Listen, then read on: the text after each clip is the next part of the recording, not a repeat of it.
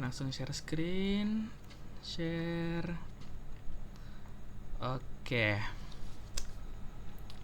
Baik, Assalamualaikum warahmatullahi wabarakatuh. Selamat malam semuanya. Kami dari kelompok berapa teman-teman?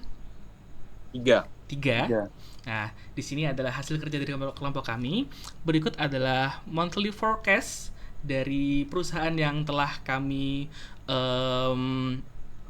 teladani ya, kami dalami untuk aggregate planningnya.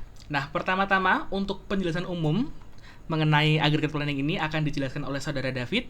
Tapi sebelum itu, izin kami untuk memperkenalkan diri terlebih dahulu. Perkenalkan, nama saya Ahmad Ajil Wancah Kurniawan. nama saya Perkenal- Luhut. Perkenalkan, nama saya David Febrian Morris Tanjung. Nama saya Luhung Adi Nugroho. Dan berikutnya yaitu adalah penjelasan umum akan dilanjutkan oleh saudara David Febrian Morris Tanjung. Kepada saudara Baik. David, tempat dan waktu saya persilahkan. Jadi aggregate planning adalah proses perencanaan produksi jangka menengah, biasanya 3-18 bulan, yang bertujuan untuk menyeimbangkan permintaan dan kapasitas produksi dengan biaya minimal. Dalam tugas yang diberikan oleh Pak Mursid, data yang kami gunakan adalah periode dari Januari sampai Juni. Permintaannya ada 900, 700, 800, 1200, 1500, dan 11.000 unit. Hari kerja per bulan 22, 18, 21, 21, 22, dan 20.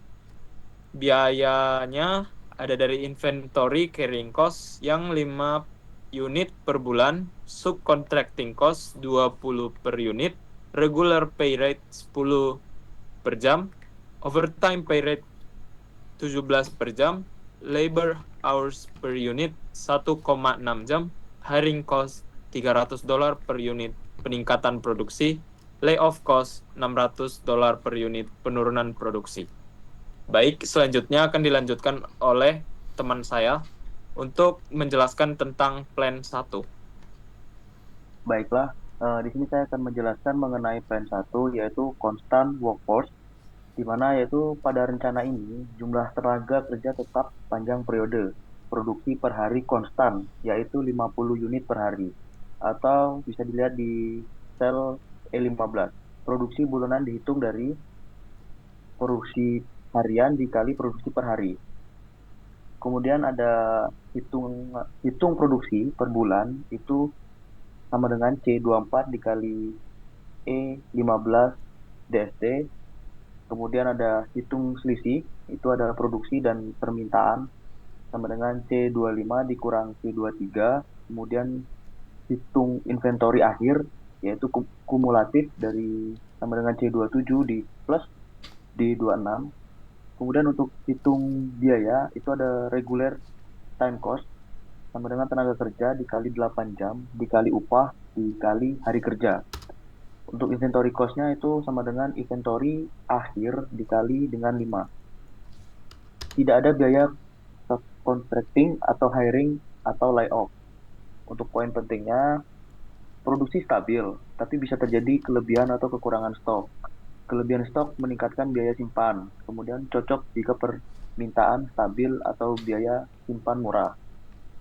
Untuk selanjutnya akan dijelaskan oleh teman saya, Aji.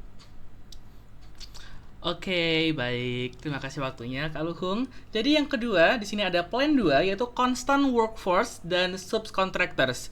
Jadi di sini kita menggunakan subcontracting cost per unit dan juga untuk workforce-nya itu kita masih konstan. Kita masih menggunakan workforce yang sama. Labornya kita masih Selanjutnya dilanjutkan oleh teman kita Aji. Oh, saya masih nge-mute ya, maaf semuanya. Oke, nanti ku cut lah nanti. Oke. Ulang yeping lah padahal.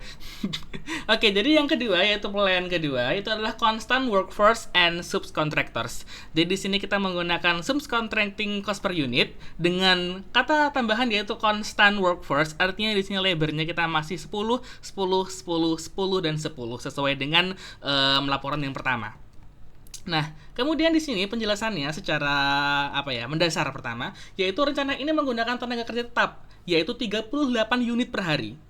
38 unit per hari bisa dilihat di kolom E16, yaitu untuk menutupi kekurangan produksi dengan subkontraktor. Apa itu subkontraktor? Subkontraktor itu adalah kontrak di luar dari perusahaan. Atau misalnya kita bisa menggunakan jasa maklun, jasa perusahaan lain untuk membantu produksi kita, seperti itu. Nah, di sini tidak ada inventory sama dengan 0, ending inventory sama dengan 0. Kenapa? Karena kita tidak menggunakan inventory sama sekali. Jadi ketika ada kekurangan produk, maka kita akan langsung menambahkannya dengan subkontrak seperti itu. Nah, untuk produksi internalnya kita menggunakan seperti yang saya sebutkan tadi, yaitu produksinya sama dengan 38 hari di bulan Maret ini. Nah, kemudian untuk hitung kekurangannya, yaitu rumusnya itu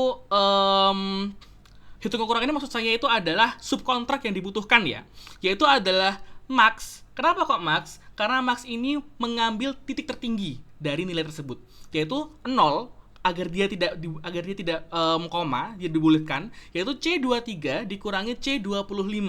C23 sendiri itu adalah expected demand atau demand yang dibutuhkan pada periode tersebut.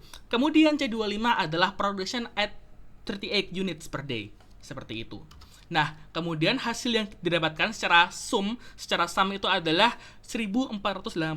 Kemudian disubstitusikan ke nilai regular time cost seperti dengan plan pertama tadi. Kemudian subcontract cost. Kenapa subcontract cost ada? Kenapa kok regular time cost-nya masih ada? Karena regular time cost ini adalah pengeluaran biasa, yaitu pengeluaran dengan produksi 38 unit per day seperti itu. Nah, subcontract cost-nya ini dapat dari sini. Nah, nilai dari 64 dikali C7. Nah, kok C7 di sini ada dolarnya? C7 ini itu adalah nilai dari subcontracting cost per unit yang dia diberikan dolar untuk membuatnya absolut agar dia tidak geser kanan kiri. Nah, gimana cara untuk absolutnya? Mudah banget teman-teman, tinggal di blok saja, kemudian F4, selesai. Seperti itu. Kemudian hasil akhirnya adalah 105.152 rupiah.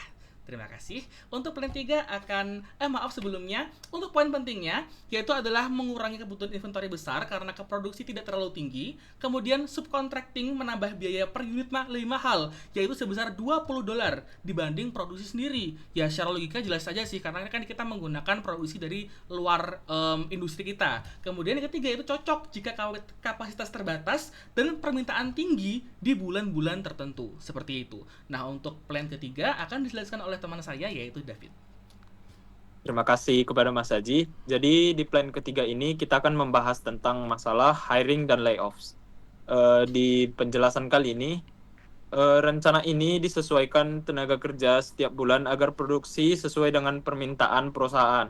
Produksi per hari dihitung berdasarkan pembulatan dengan permintaan per hari kerja. Langkah-langkahnya adalah yang pertama, kita menghitung kebutuhan produksi per hari setiap bulan. Yang kedua, hitung perubahan tenaga kerja, hiring dengan kenaikan produksi per hari dikali biaya hiring, layoff, penurunan produksi per hari dikali biaya layoff. Yang ketiga, produksi sama dengan permintaan, tidak ada inventory atau subcontract. Yang keempat, menghitung biaya. Yang pertama, kita harus menghitung regular time cost sama dengan permintaan dikali 1,6 jam dikali $10. Dan yang kedua, hiring cost, hiring unit dikali $300. Nah, selanjutnya layoff cost sama dengan layoff unit dikali $600. Poin penting yang harus kita catat adalah tidak ada biaya simpan atau subkontrak. Yang kedua, biaya tenaga kerja variabel tinggi karena sering rekrut atau PHK. Yang terakhir, cocok jika biaya simpan mahal dan tenaga kerja mudah direkrut atau dilatih. Terima kasih. Ini penjelasan saya. Saya kembalikan kepada moderator kita, Aji. Baik, terima kasih atas penjelasannya yang sangat luar biasa dari Kak David, Kak Luhung, dan teman-teman semuanya.